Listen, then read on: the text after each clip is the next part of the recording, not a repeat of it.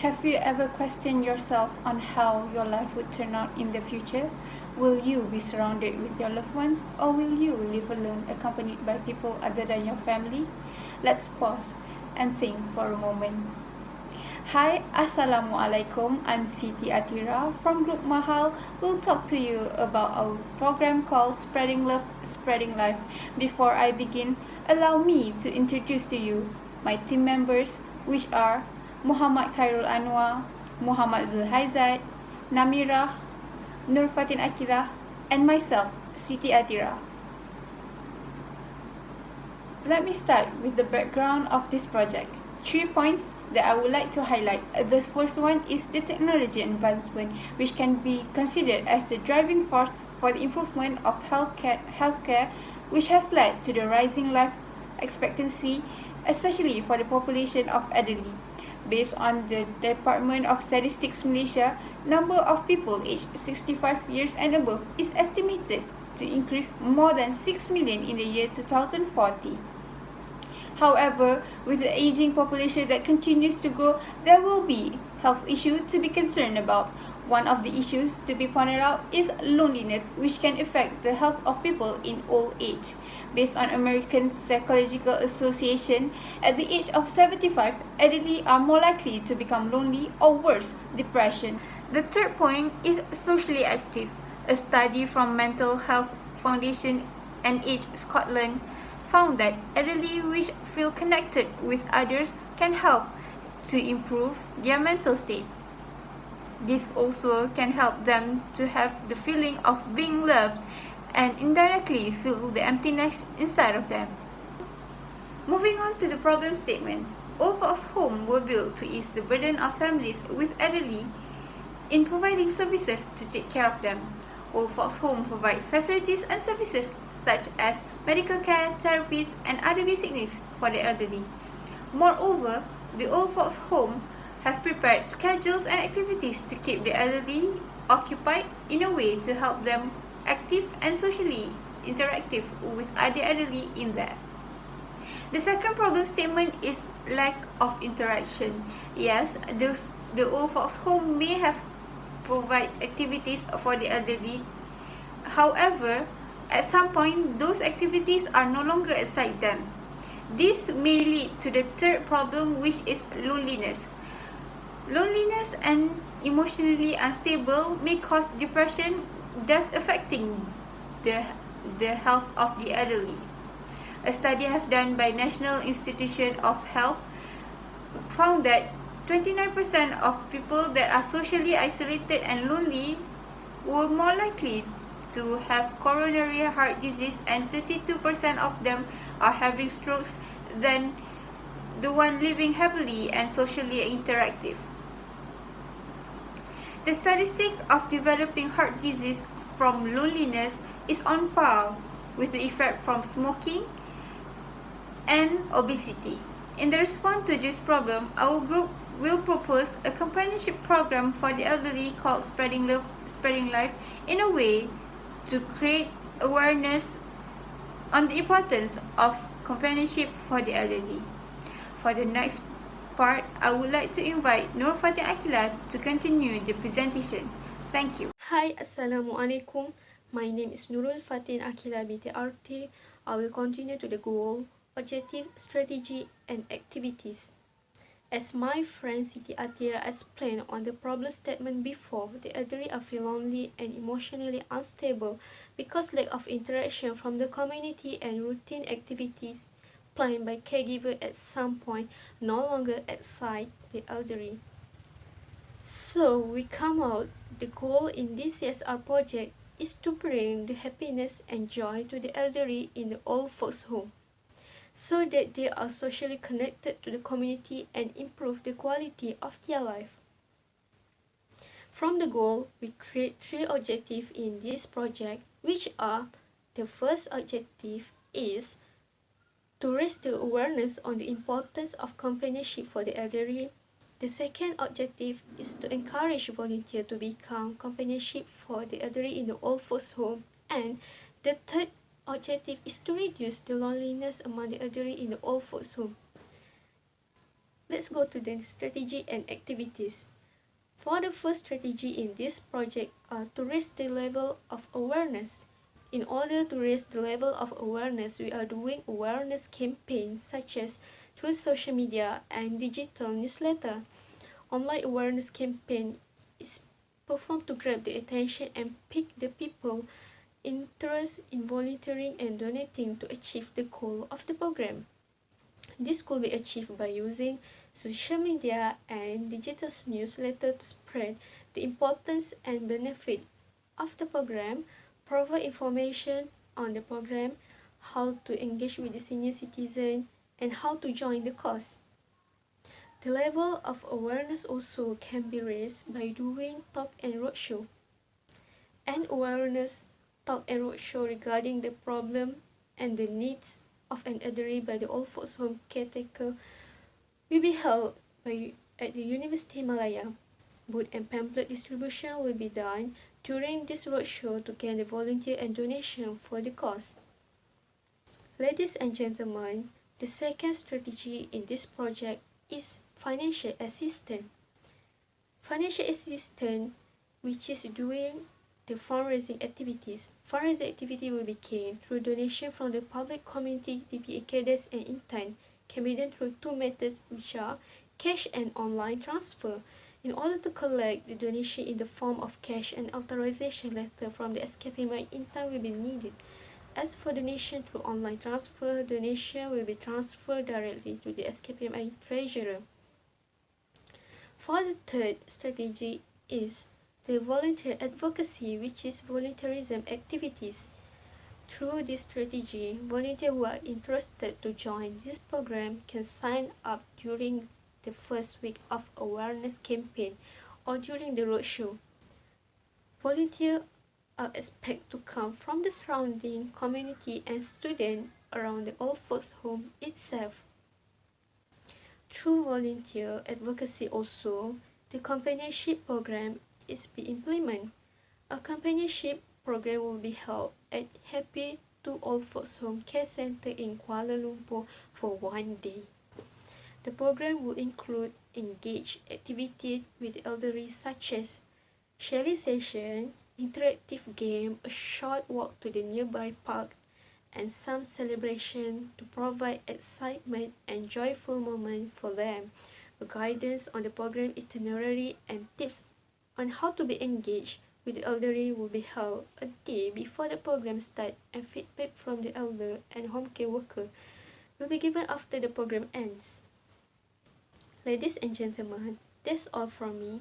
Next, my friend Khairulanwar will continue on the result for this project. Thank you.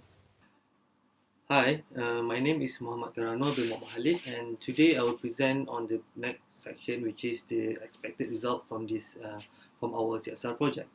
Alright, there are three subsections for the expected result, which are expected output, expected outcomes, and expected impact.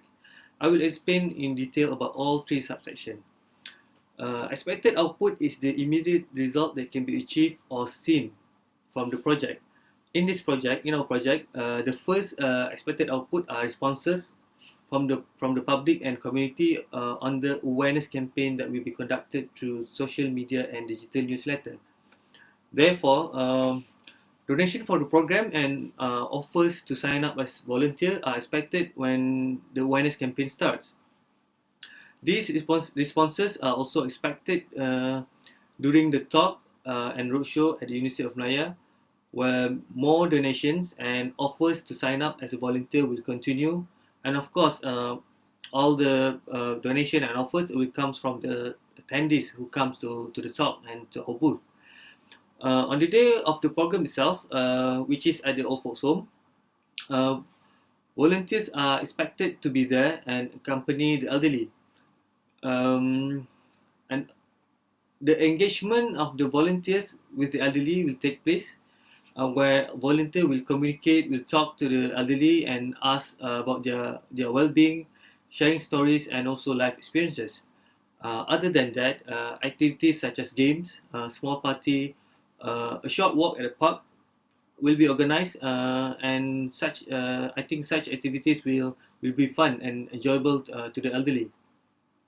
This initiative will give joy and happiness to the elderly when they have companions to interact with, and to keep them occupied, thus reducing the feeling of loneliness and sadness that they are going through.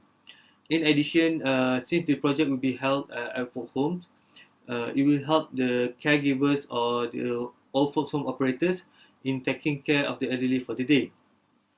Moving on to the next subsection, which is the expected outcomes. Compared to expected output that I've mentioned before, expected outcome is a mid-term or long-term result that can be achieved from the project. The first expected outcome from this project is awareness to the surrounding community, especially around the old folks home where the program was held. When the community sees the campaign and program that was held at the old folks home, they might reflect on it, and hopefully the community would appreciate the elderly more and decided to become companions to the elderly in their neighborhood in the future. Secondly, as we all aware, some of the elderly may be emotionally fragile and hard to please. Over a period of time, the volunteers will learn to develop new skills on how to communicate, especially with someone older. Apart from that, volunteering also can help in building self-confidence of the volunteers, so that it will help them to interact with other people and communities in the future. There is a statement by Seager and Robinson, which was written in their research, that says, contributing to others may provide a natural sense of satisfaction or closure, which help to boost up their confidence level and have a positive view on life and future goals. The final subsection for the result is the expected output of this project in the future. There are several expected impact that we hope to achieve from this project. According to Department of Statistics Malaysia, the elderly population is projected to increase further every year, and therefore it is expected that there will be more elderly placed in old folks' home. Thus, from this program, it could promote more volunteers to become companions to the elderly, especially in old folks' home. And other than that, families who have their elderly at the old folks' home also may be affected from this program, and at some point in the future, these families may appreciate their elderly more and start to accompany their elderly, which will result in closer relationship between the families and their elderly. Eventually, companionship and good relationship for the elderly will improve their health and quality of their remaining life. And for the next section, I would like to pass to my friend Zulhaizat. Thank you. Hi, I'm Mohammad Zulhaizat bin Muhammad Yunos, and I would like to proceed on the section of beneficiary of this project. There will be 5 groups of people that will gain benefit from this program, which are, firstly, the elderly in the old folks' home. From this program, the public community will have the awareness on the importance of companionship to the elderly and how it will bring joy and happiness to them. This is important, especially to the youngsters, such as I am, because we are usually not actually understand what the elderly want or feel. Thus, this would open our eyes on what they are feeling and indirectly improve the elder relationship with us or their children if they have any. The program also include engaging and interactive activities such as playing games, walking to the park, and sharing session with them in order to help the elderly to feel accompanied and so that they have a fun in a way that they will improve their health and quality of life. Next will be volunteers. So how would they benefit from this program? They would acquire experience in volunteer activities itself. This is by interacting with the senior citizen. Volunteer will learn how to be connected with them and may acquire some wisdom through their life experience and stories. Through this program also, they can experience the important skill that can be used in the workplace, such as teamwork, communicating, and problem solving. Some volunteers also will experience closure and empathy, as some of them may not have a parents anymore. Next will be old folks home themselves. The benefit that they will gain from this program is that they will provide a chance in promoting their facilities and service to their potential customers. This is because volunteers that have come to the facility usually have various of background. This will hold a positive influence if they satisfied with the quality of the service they provided. Hence, they would expect their business to be booming. Next will be the DPA intern cadets. Through this program, they are not only able to create an awareness in the society, but also will improve their skill in organizing an event and be able to make a difference in the future. This is important, especially to the cadet, as organizing an event can be considered as a bread and butter of a PTD one day. Moreover, this would instill the feelings of empathy to the cadets and improve the cadet communication with the community, improve their teamwork, and improve their critical thinking in order to solve a problem. This program will also help the cadet to nurture their social responsibility to the community, as this is our job as a PD one day. Lastly, the elderly family themselves will gain a benefit from this program, because this program will indirectly help the family to cheer up their elderly once in a while when they are not there to look after their parents. As some of them may have busy timetable and need to work overtime to finish their job, thus decreasing their worries of their elderly not happy staying in the old folks home. That's all for me. Thank you. And next, I would like to pass to my friend Namirah for the next section. Thank you, Isaac. Next, I will talk about costs and expenses for this project.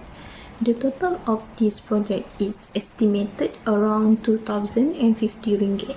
The project funds are collected through funding from intern cadet, which is 650 ringgit, and from community 850 ringgit. Besides, funds also come from the budget allocation of SKPMI, which is 550 ringgit. Expenses for this project include 900 ringgit Malaysia for food and beverage, 150 ringgit for merchandise such as certificate and plug, 310 ringgit for program material for activity at all folk home, 50 ringgit for speaker, and lastly we include contingency fund around 10% from the expenses, which is 186 ringgit. The total expenses for this project is 2,046 ringgit. So as a conclusion, all folk home will provide the best environment for the elderly in terms of taking care of their health, basic needs, and socializing with other people when their children are working. In order to ensure the elderly to maintain a positive thinking, companionship is introduced to help them to be happy, as it will make the elderly feel accompanied during their stay and excited to have social interaction. There is a quote by Tia Walker saying that to care for those who once cared for us is one of the highest honor. Therefore, we organizing a companionship program for the elderly called Spreading Love, Spreading Life. It will bring joy and happiness to the elderly in all folk home. Before I end my speech, I would like to share my first experience with elderly in all folk home. During my university days, my class has organized a visit to old folk home near my university. When I first saw them, their eyes looked empty and full of sadness. We had an exchange session with them where we heard them tell about their story. Besides, we also did some activity such as playing games and so on. It was very meaningful experience for me. So I hope those who involved in our project will have the same experience as me. Thank you.